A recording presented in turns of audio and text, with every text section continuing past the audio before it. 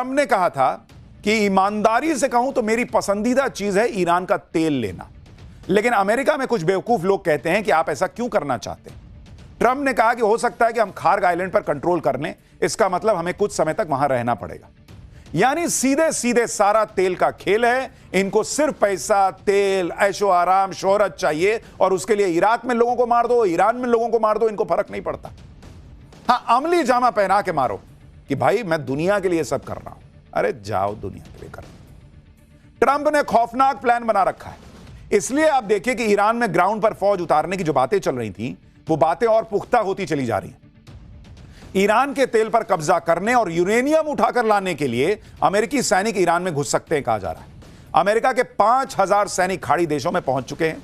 50,000 अमेरिकी सैनिक पहले से वहां मौजूद हैं। अमेरिका ने हफ्तों तक ग्राउंड ऑपरेशन की तैयारी पूरी कर ली है। स्पेशल फोर्सेस का ऑपरेशन जल्दी ही लॉन्च हो सकता है। स्ट्रेट ऑफ हॉर्मुज के पास अमेरिकी आर्मी रेड कर सकती है। अमेरिका ईरान से 400 किलो हाईली इनरिच्ड यूरेनियम और 200 किलो 20% इनरिच्ड यूरेनियम हथियाना चाहता है। इससे युद्ध लंबा चलेगा भी नहीं और अप्रैल के बीच में युद्ध खत्म हो जाएगा। यानी ये बातचीत की नौटंकी, ये 5 दिन 10 दिन, ये सब इस तैयारी के लिए था। यूरेनियम के बहाने अमेरिका ग्राउंड ऑपरेशन की तैयारी कर रहा है। ट्रंप ईरान के खिलाफ तबाही वाला प्लान बनाकर बैठे हैं, लेकिन उधर अमेरिका में कुछ ऐसा हो गया कि लोग बातें करने लगे हैं कि कहीं ईरान से पहले खुद ट्रंप ना निपट जाए। आप देखिए कि अमेरिका के लगभग सभी राज्यों में कल ट्रंप के खिलाफ नो किंग्स प्रोटेस्ट हुआ। हाथों में पोस्टर, बैनर लेकर लाखों अमेरिकी सड़क पर उतर आए। ट्रंप के खिलाफ हुए इस प्रोटेस्ट में करीब 80 लाख लोग शामिल हुए। बॉस, 80 लाख लोग। ये तस्वीरें आप देखिए, हर तरफ लोगों की भीड़ दिख रही है। ट्रंप के अलावा किसी दूसरे अमेरिकी राष्ट्रपति के खिलाफ इस तरह का प्रोटेस्ट शायद ही कभी हुआ होगा। और मेरा तो एक सवाल है, डोनाल्ड ट्रंप ने ईरान में लोगों को प्रदर्शन करते हुए कहा कि मुझे इन लोगों को बचाना होगा, मैं रिजीम चेंज करूंगा, मैं घुस जाता हूं ईरान में, मैं मारना शुरू करता हूं। तुम्हारे यहां 80 लाख लोग सड़क पर हैं, वो भी तुम्हारे खिलाफ प्रदर्शन कर रहे हैं। घुस जाए बाहर दुनिया तुम्हारे यहां अमेरिका में, कब्जा ले, इन लोगों को न्याय दिलाने का ठेका उठा ले बाकी देश। वहां तो तुम्हारी डेमोक्रेसी है, ये प्रोटेस्ट कर सकते हैं। बाकी दुनिया में जहां प्रोटेस्ट होगा और वहां अगर तेल और पैसा और कुछ मिल जाएगा तो तुम घुस जाओगे वहां पर चौधरी बन के वहां पर पंचायत करने। तुम्हारे यहां क्यों नहीं लोगों को घुसना चाहिए? बताओ, इतनी पब्लिक खड़ी है, 80 लाख लोग सड़क पे आ गए, तबाह हो रहे हैं, महंगाई हो रही है, परेशान है, नौकरी जाने का खतरा है, घुस जाए तुम्हारे लॉजिक से। ट्रंप के खिलाफ नारेबाजी चल रही है। ट्रंप से कुर्सी छोड़ने के लिए लोगों ने कह दिया है। ट्रंप मस्ट गो के स्लोगन बन रहे हैं, ट्रंप मस्ट गो के गो नाउ लिखा जा रहा है। मतलब गजब का गुस्सा है ट्रंप के खिलाफ कि लोग ट्रंप के खिलाफ महाभियोग लाने की बात कर रहे हैं। अमेरिका में हर तरफ लोगों की भीड़ दिख रही थी। ये गुस्सा ट्रंप की नीतियों के खिलाफ था। लोगों का कहना है कि ट्रंप लोकतंत्र के लिए ठीक नहीं है, वो एक राजा की तरह बर्ताव कर रहे हैं, किंग की तरह। और हमको भी कोई फर्क नहीं पड़ता, हमारा कोई इंटरेस्ट नहीं है तुम में। तुम्हारी वजह से दुनिया की सबसे बड़ी अर्थव्यवस्था बना हुआ मेरा भारत जो है ना, उसको सफर करना पड़ रहा है, इसलिए हमको ज्यादा दिक्कत हो रही है। अमेरिका में ट्रंप के खिलाफ ऐसे ही माहौल बना रहा और ट्रंप ईरान युद्ध में ही फंसे रहे तो फिर ट्रंप की कुर्सी भी जा सकती है, क्योंकि नवंबर में अमेरिका में मिड टर्म इलेक्शन होने और तब तक युद्ध चलता रहा तो ट्रंप की पार्टी हार भी सकती है। मिड टर्म इलेक्शन में अमेरिकी संसद के निचले सदन यानी हाउस ऑफ रिप्रेजेंटेटिव्स की सभी 435 सीटों पर वोटिंग होनी, जहां फिलहाल ट्रंप की रिपब्लिकन पार्टी को मामूली बहुमत हासिल है। अभी हाउस ऑफ रिप्रेजेंटेटिव में ट्रंप के पास एक निर्दलीय का समर्थन मिलाकर 218 सीट है, जबकि डेमोक्रेट्स के पास 214। वहीं मिड टर्म इलेक्शन में अमेरिकी संसद के ऊपरी सदन सीनेट की 100 में से करीब 1/3 सीटों पर वोटिंग होनी है। अभी सीनेट में ट्रंप की रिपब्लिकन पार्टी 53 सीटों के साथ बहुमत में है, जबकि डेमोक्रेट के पास 45 सीटें। बैटिंग प्लेटफॉर्म पॉली मार्केट के मुताबिक मिड टर्म इलेक्शन में डेमोक्रेटिक पार्टी की जीतने के चांस करीब 80% है, जबकि रिपब्लिकन का चांस मात्र 20% है। और ट्रंप यह अच्छी तरह से समझते हैं कि जिस तरह उनका विरोध बढ़ रहा है, जिस तरह से उनका ग्राफ गिर रहा है, उसका असर इस मिड टर्म चुनाव पर दिखेगा। उनकी पार्टी चुनाव हारी तो उनके खिलाफ महाभियोग का प्रस्ताव लाया जा सकता है, जिसका अंदेशा ट्रंप रिपब्लिकन सांसदों के साथ जनवरी में पहले ही बैठक में बता चुके हैं। और इसलिए भी ट्रंप के लिए यह जरूरी हो गया है वो किसी तरह से ईरान को हराने का अपना एक चेहरा दिखा सके, एक पिक्चर बना सके कि देखो मैंने ईरान को हरा दिया, ताकि शायद मिड टर्म इलेक्शन में उनको वोट पड़ जाए। नहीं तो जो हालात हैं, ट्रंप की कुर्सी जो है ना, वो बहुत खतरे में है। वो रिजीम चेंज करने निकले थे, भाई साहब आपका रिजीम चेंज ना हो जाए। और आप ट्रंप ने जो महाभियोग आने वाला है इसका बयान दिया था, उनको पता था ना कि वो क्या कर रहे हैं, पब्लिक में क्या है। ट्रंप को अगर महाभियोग का डर सता रहा है तो वो गलत नहीं है, क्योंकि एक तरफ तो अमेरिकी पब्लिक में भारी नाराजगी है, रोजगार, महंगाई और विदेश नीति पर ट्रंप के खराब परफॉर्मेंस से पब्लिक गुस्से में है। ट्रंप की रिपब्लिकन पार्टी की एनुअल मीटिंग के दौरान भी लोगों का गुस्सा दिखाई दिया। ट्रंप की पार्टी के नेता ने पूछा कि कितने लोग इंपीचमेंट की सुनवाई देखना पसंद करेंगे। इस पर लोगों ने चिल्लाकर हां में जवाब दिया, जिससे ट्रंप की पार्टी के नेता अलबला गए और बोले कि इसका जवाब नहीं में देना था। आप सोचिए कि ट्रंप के समर्थक ही नारे लगा रहे हैं कि हम महाभियोग का आते हुए देखना चाहते हैं, और भाई साहब की बेइज्जती हो गई, कह रहे हैं कि इनको कॉफी पिलाओ, लगता है नींद में। अरे नींद में है, वो जागे हुए, उनको दिख रहा है तुम्हारा देश क्या कर रहा है। अमेरिका में जो माहौल है उसमें ट्रंप अब ज्यादा दिन तक ईरान युद्ध में उलझे रहने का रिस्क नहीं ले सकते, इसलिए वो ईरान को तबाह करने की धमकी के साथ साथ ईरान से अच्छी बातचीत होने की बातें भी कर रहे हैं। अमेरिकी एक्सपर्ट विलियम ली के मुताबिक ट्रंप भले ही खाड़ी में सैनिक उतार रहे हैं, लेकिन यह युद्ध बढ़ाने के लिए नहीं, दबाव बनाने के लिए। ट्रंप के पास कम समय है, उनके ऊपर युद्ध जल्द से जल्द खत्म करने का प्रेशर है। ट्रंप के ऊपर दबाव है कि मिड टर्म से पहले, यानी गर्मी की शुरुआत से पहले युद्ध को खत्म करो, नहीं तो युद्ध का बुरा प्रभाव उनकी पार्टी पर पड़ेगा और सत्ता का कंट्रोल रिपब्लिकन पार्टी के हाथ से निकल सकता है। अगर अमेरिका ग्राउंड अटैक करता भी है तो यह बहुत टारगेटेड होगा, जिससे वो फुल स्केल वॉर में ना फंस जाए। ट्रंप अब हर पैतरा आजमा रहे हैं जिससे ईरान पर दबाव करने बने और वो समझौता करें। यहां तक कि अमेरिकी विदेश मंत्री मार्को रूबियो भी ईरान के लोगों की तारीफ कर रहे हैं। देखिए, बात सिर्फ ट्रंप की कुर्सी की नहीं है, ट्रंप को खुद अपनी जान का भी डर सता रहा है। आप देखिए कि जो ट्रंप हमेशा मौज मस्ती के मूड में रहते हैं, नाचते गाते रहते हैं, कभी डांस करते हैं, कभी तलवार लहराकर नाचते हैं, वो इतने सीरियस हो गए कि व्हाइट हाउस में बंकर बनवा रहे हैं। सोचिए, जो व्हाइट हाउस दुनिया की सबसे सुरक्षित जगह मानी जाती है, ट्रंप वहां बंकर बनवा रहे हैं, यानी व्हाइट हाउस में भी ट्रंप सुरक्षित महसूस नहीं कर रहे। अमेरिका की ट्रंप की यह हालत करके छोड़ दी है ईरान ने बॉस, जहां व्हाइट हाउस में भी उनको खतरा लग रहा है। ट्रंप पूरी तरह से आत्ममुग्ध इंसान की तरह दिख रहे हैं, जिसे इस बात से कोई फर्क नहीं पड़ता कि उसकी वजह से क्या बवाल मचा हुआ है। ट्रंप अपने आप को सबसे बड़ा और पावरफुल इंसान मान रहे हैं। आप सोचिए आज की डेट में ट्रंप और अमेरिका की क्या हालत हो गई। सुपर पावर दुनिया कहती थी, आज वो आदमी बता रहा है कि व्हाइट हाउस में बंकर बन रहा है, वहां की जो खिड़कियां हैं वो बुलेट प्रूफ हैं। यह हाल हो गया इन लोगों का। ईरान युद्ध की वजह से दुनिया की इकोनॉमी तबाह हो रही है, लेकिन ट्रंप तो अगले मिशन की बात कर रहे हैं। ट्रंप ने कहा कि ईरान के बाद अगली बारी क्यूबा की। ईरान इनसे संभल नहीं रहा है, ये क्यूबा पर हमले की सोच रहे हैं। ट्रंप को या तो सुबह सुबह उठ के योगा करना चाहिए या उनको इलाज की जरूरत है। अनुलोम विलोम करें, थोड़ा सोचने की शक्ति बढ़ेगी, नहीं तो सारा तार हिल गया लग रहा है।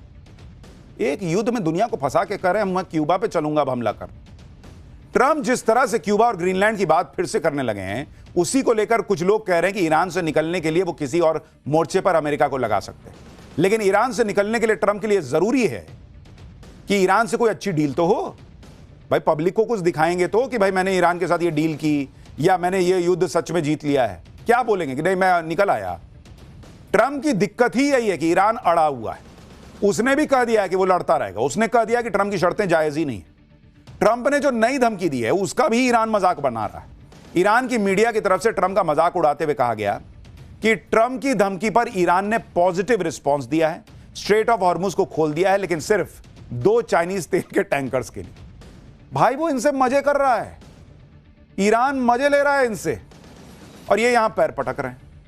ट्रंप धमकी पे धमकी दिए जा रहे हैं, ईरान लोड ही नहीं ले रहा। ऐसा इसलिए कि ट्रंप 1 महीने से यही बातें कर रहे हैं, ईरान को खत्म कर दिया, बर्बाद कर दिया, लेकिन अब तक वो स्ट्रेट ऑफ हॉर्मुज तक खुलवा नहीं पाए। और इसी के चक्कर में ट्रंप की वजह से पूरी दुनिया पिस रही है। आप और हम पिस रहे हैं बॉस, सिर्फ इस एक आदमी की सनक की वजह से, क्योंकि दुनिया भर की तेल गैस की सप्लाई रुकी पड़ी है। ट्रंप की हरकतों की वजह से अमेरिका के सहयोगी देश भी अब साथ छोड़ रहे हैं।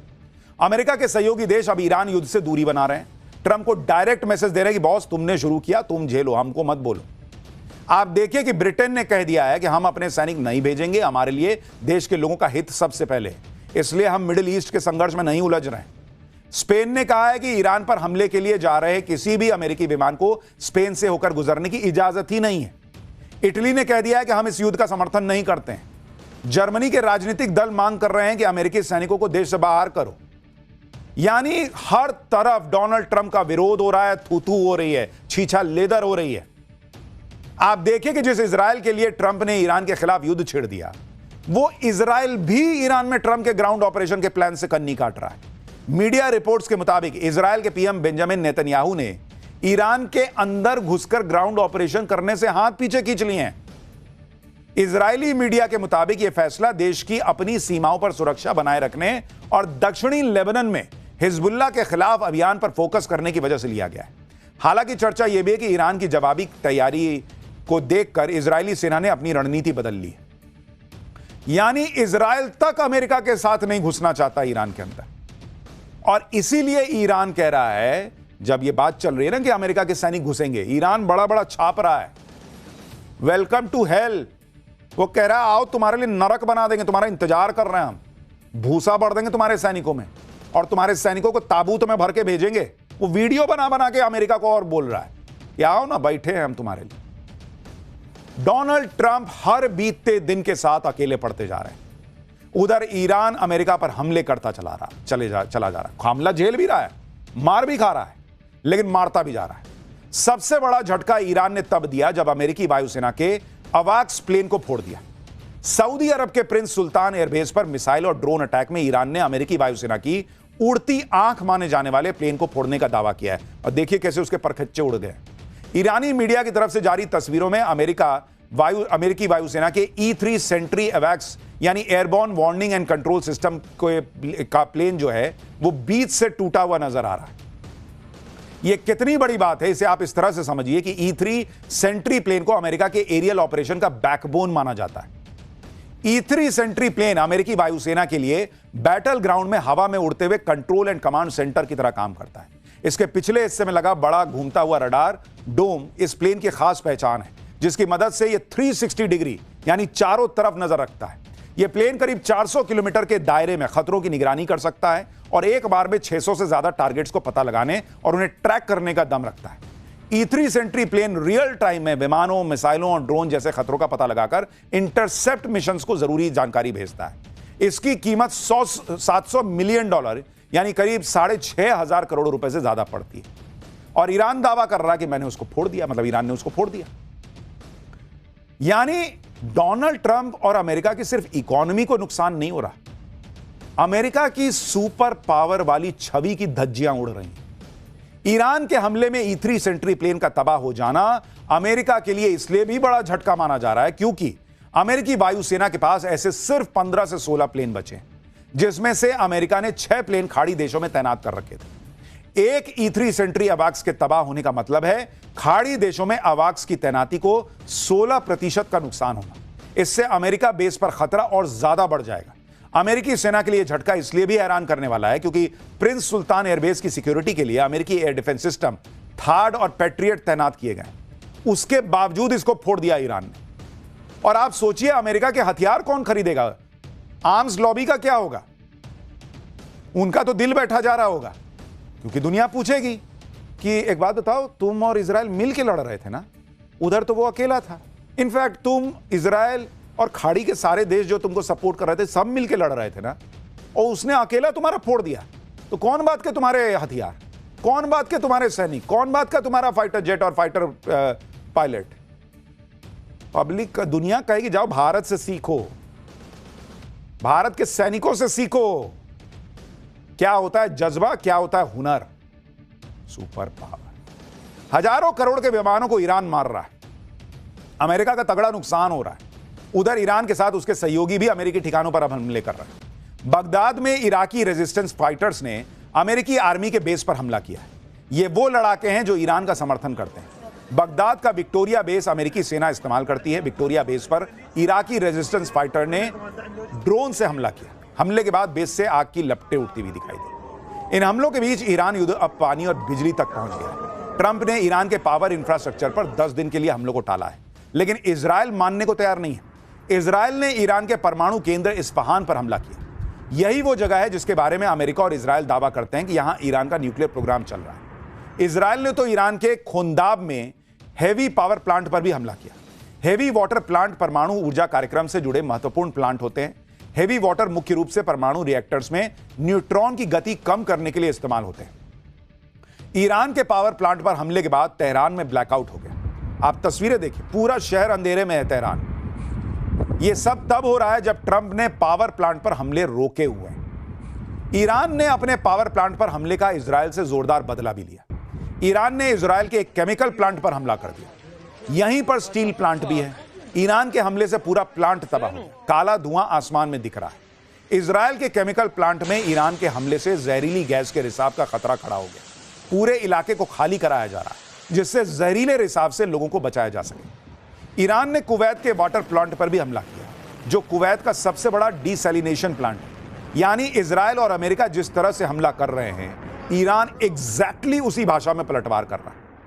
उसने अपना फॉर्मूला बना लिया है कि तुम हाथ पे मारोगे, मैं हाथ पे मारूंगा, तुम पैर पे मारोगे, मैं पैर पे मारूंगा, तुम माथा काटोगे, सिर काटोगे, हम सिर काट देंगे, तुम पानी खत्म करोगे, हम तुम्हारे दोस्तों का पानी खत्म कर देंगे। अमेरिका तक तो नहीं कर सकता, वो कह रहा है खाड़ी देश में खत्म कर देंगे। वो कौन सा हमसे अलग है, वो भी तो उसी एनवायरमेंट में जी रहे हैं। और इसीलिए मैं कह रहा हूं कि डोनाल्ड ट्रंप की सनक का इलाज नहीं हुआ तो पूरी दुनिया तबाह हो जाएगी, खाड़ी देश तबाह हो जाएगी जो बेचारे फंसे हुए हैं। अच्छा खासा दुबई में, अबू धाबी में लोग जा रहे थे, बड़े बड़े अमीर लोग जाके रह रहे थे। इतने भारतीय, 1 करोड़ के करीब भारतीय खाड़ी देश में आराम से रोजी रोटी कमा रहे थे, घर पैसा भेज रहे थे, सबको तबाह कर दिया इस आदमी ने। ईरान ने इजराइल की सबसे बड़ी तेल रिफाइनरी पर भी हमला किया। ये तस्वीरें हाइफा की हैं, जहां इजराइल की तेल रिफाइनरी है जिस पर ईरान ने हमला किया। ईरान